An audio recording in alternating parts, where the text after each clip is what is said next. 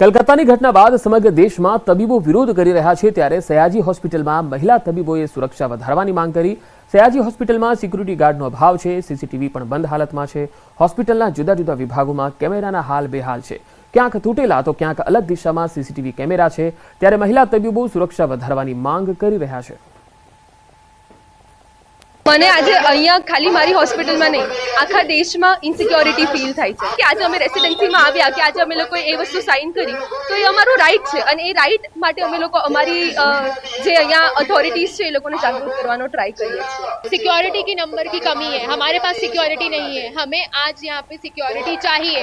जो एक या दो लोग हैं उनसे नहीं चलेगा। बहुत सारे एरियाज वार्ड जैसे हैं जहाँ कोई गार्ड ही नहीं है, रेसिडेंट डॉक्टर अपने ही दम पर काम कर रहे हैं। हमें सीसीटीवी कैमरास यहाँ पे वर्किंग चाहिए ताकि अगर डॉक्टर के अगेंस्ट कोई भी वायलेंस या किसी भी के साथ थोड़ी सी छोटी सी भी घटना हो तो उसका सबूत हमारे पास होना चाहिए कि किसके द्वारा किया गया है। આ જગ્યા સીસીટીવી કેમેરાની દેખરેખ હેઠળ છે। આ બોર્ડ જે તમે જોઈ રહ્યા છો તે સયાજી હોસ્પિટલનું બોર્ડ છે અને આ બોર્ડ સામે સવાલો ઉઠી રહ્યા છે કારણ કે તબીબો એવું કહી રહ્યા છે કે અમે પોતે આ કેમ્પસમાં સુરક્ષિત નથી। હવે ખરેખર તબીબોની વાત સાચી છે કે ખોટી તેની ચકાસણી કરવા માટે ન્યૂઝ 18 ગુજરાતીની ટીમ જે છે તે સયાજી હોસ્પિટલમાં જુદા જુદા વોર્ડમાં ફરી રહી છે। ત્યારે આજે નવજાત બાળકોની સારવારનો વિભાગ હોય છે ત્યાંના સીધા દ્રશ્યો બતાવીશું। ડૉક્ટરોની વાત જે છે અહીંયા સાચી ઠરતી હોય તેમ લાગી રહ્યું છે કારણ કે અહીંયા ડૉક્ટરોની સુરક્ષાની વાત તો દૂર રહી પરંતુ સીસીટીવી કેમેરા પણ સુરક્ષિત નથી। સીસીટીવી કેમેરાના ઠેકાણા નથી અને આ કેમેરો જે છે તે હોસ્પિટલનું તંત્ર છે તેની પાસે સારવાર ઝંખી રહ્યા હોય તેમ લાગી રહ્યું છે। તબીબો જે છે તે ગઈકાલથી જ કહી રહ્યા છે કે હોસ્પિટલ કેમ્પસમાં અમે સુરક્ષિત નથી કારણ કે મધ્ય ગુજરાતની સૌથી મોટી આ સયાજી હોસ્પિટલ છે। અહીંયા અલગ અલગ રાજ્યના જે દર્દીઓ છે તેઓ સારવાર માટે આવતા હોય છે।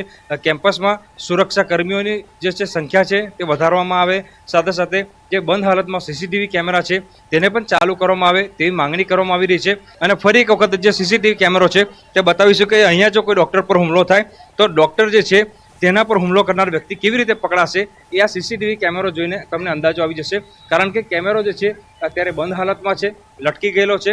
હોસ્પિટલનું તંત્ર છે એના કેમેરો દેખાતો નથી, મેઇન રોડ પર આવેલો કેમેરો છે પરંતુ તંત્ર દ્વારા આંખ આડા કાન જે છે તે કરવામાં આવતા હોય તેમ લાગી રહ્યું છે।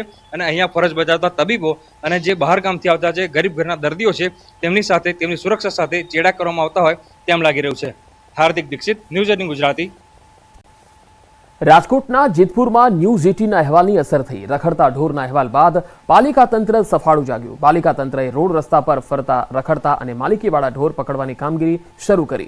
પોલીસ બંદોબસ્ત સાથે ઢોર પકડવાની કામગીરી શરૂ કરાતા સ્થાનિકોએ રાહતનો શ્વાસ લીધો।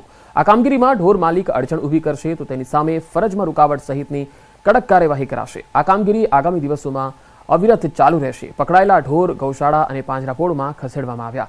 ઉપરાંત રોડ પર પશુને ઘાસચારો નાખતા લોકોને મનાઈ કરાઈ। કામગીરી શરૂ કરવામાં આવેલ છે। આમ તો 6 મહિનાથી આ કામગીરી ચાલુ છે પરંતુ અત્યાર સુધી ધણખૂટ પકડવામાં આવતા હતા।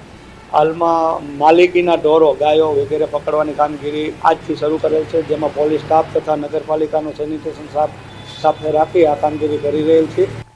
70માં નેશનલ ફિલ્મ એવોર્ડ્સમાં ગુજરાતી ફિલ્મ કચ્છ એક્સપ્રેસ છવાઈ ગઈ। આ ફિલ્મને 3 એવોર્ડ મળવાની જાહેરાત થતાં ફિલ્મના ડિરેક્ટર વિરલ શાહ અને અભિનેત્રી માનસી પારેખે પોતાની ખુશી વ્યક્ત કરી। કચ્છ એક્સપ્રેસને બેસ્ટ ફીચર ફિલ્મનો એવોર્ડ જાહેર થયો। આ ફિલ્મના દિગ્દર્શકને ₹2 લાખ રોકડ પુરસ્કાર અપાશે। ફિલ્મની મુખ્ય અભિનેત્રી માનસી પારેખને શ્રેષ્ઠ અભિનેત્રી તરીકેનો એવોર્ડ જાહેર થયો છે જેમને સ્ટેરિંગમાં ₹2 લાખનો પુરસ્કાર અને રજત કમલ એનાયત થશે। આ ઉપરાંત કચ્છ એક્સપ્રેસ ફિલ્મ માટે શ્રેષ્ઠ કોસ્ટ્યુમ ડિઝાઇનરનો એવોર્ડ નિકી જોશીના ફાળે ગયો છે। આ માટે નિકી જોશીને ₹2 લાખની રોકડ પુરસ્કારની રકમ અને રજત કમલ પ્રદાન કરાશે। અને આ અવોર્ડ પછી બસ એક બહુ જ મોટું મોટિવેશન મળ્યું છે કે હજી આવી સારી વાર્તા અમે કહેતા રહીએ, આપણી ઇન્ડિયાની વાતો કહેતા રહીએ, ઇન્ડિયન લોકોની વાતો કહેતા રહીએ, પણ એન્ટરટેનમેન્ટ ડેફિનેટલી આપતા રહીશું। Very hard for this moment.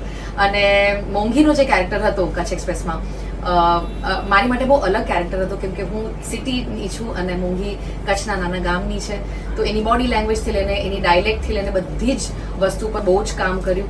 Ram મોરીના એટલા સુંદર ડાયલોગ્સ હતા, એ બોલવામાં પણ બહુ મજા આવે। એક મહત્વપૂર્ણ ખબર આવી રહી છે। ગૃહ રાજ્યમંત્રી હર્ષ સંઘવીના પિતાનું અવસાન થયું છે। રમેશભાઈ સંઘવીનું આજે બપોરે નિધન થયું। 3 દિવસથી સુરતની ખાનગી હોસ્પિટલમાં સારવાર હેઠળ હતા અને હોસ્પિટલમાં સારવાર દરમિયાન તેમણે અંતિમ શ્વાસ લીધા। આજે સાંજે 5 વાગ્યે હરસંઘવીના નિવાસસ્થાનેથી પિતા રમેશભાઈ સંઘવીની અંતિમ યાત્રા નીકળશે। સંઘવી પરિવારના મોભીના અવસાનને પગલે મોટી સંખ્યામાં લોકો હોસ્પિટલ પહોંચ્યા હતા, જ્યાં રમેશભાઈના પાર્થિવ દેહને હોસ્પિટલથી ઘરે લઈ જવામાં આવ્યો। તો ગૃહ રાજ્યમંત્રીના નિવાસસ્થાને સુરત સીપી અનુપમસિંહ ગહેલોત, સુરત મનપા કમિશનર શાલિની અગ્રવાલ, કલેક્ટર સૌરભ પારધી અને ગ્રામ્ય એસપી હિતેશ જોઈસર, ડીસીપી વિજય ગુર્જર સહિતના અધિકારીઓ પહોંચ્યા।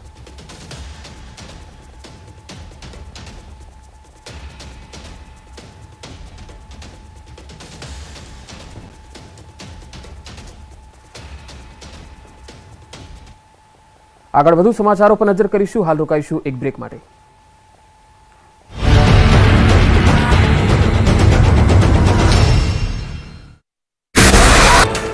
શિક્ષકોએ ગુજરાત સરકારનું ટેન્શન વધાર્યું। જૂની પેન્શન યોજના લાગુ કરવાની માંગ સાથે ગાંધીનગરમાં ધામા નાખ્યા। રાજ્યના વિવિધ જિલ્લાઓમાંથી શિક્ષકોએ ગાંધીનગરમાં કર્યો દેખાવો। શિક્ષકો જૂની પેન્શન યોજનાની માંગ પર અડગ। ખેડા જિલ્લાના 1200 શિક્ષકો આંદોલનમાં જોડાયા। ગાંધીનગરમાં શિક્ષકોએ કર્યા ઉગ્ર દેખાવ। જૂની પેન્શન યોજના લાગુ કરવા શિક્ષકો આકરા પાણીએ। સત્યાગ્રહ છાવણીમાં ધરણા પ્રદર્શન। સાબરકાંઠા જિલ્લાના શિક્ષકોએ પણ કર્યું વિરોધ પ્રદર્શન।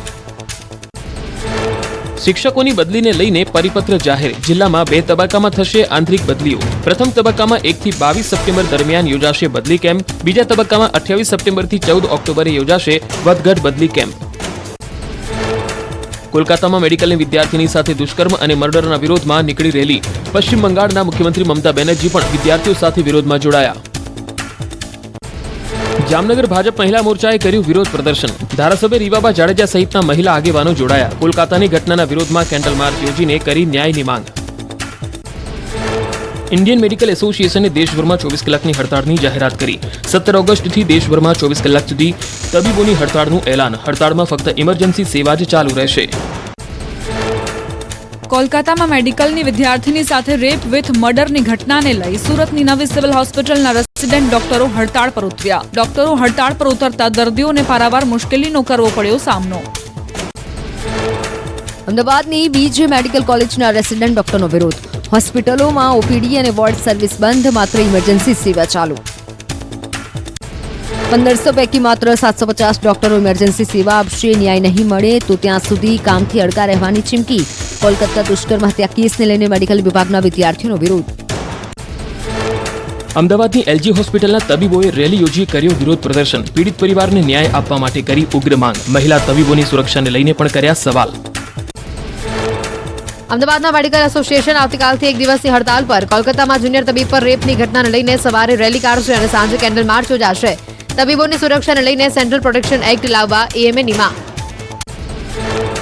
કોલકાતામાં રેસિડેન્ટ ડોક્ટરો સાથે બનેલી ઘટનાના પડઘા વલસાડમાં। વલસાડ મેડિકલ કોલેજ ખાતે રેસિડેન્ટ ડોક્ટરો ઉતર્યા હડતાળ પર। ઇમરજન્સી સેવા ચાલુ રાખવાની ડોક્ટરોએ આપી ખાતરી।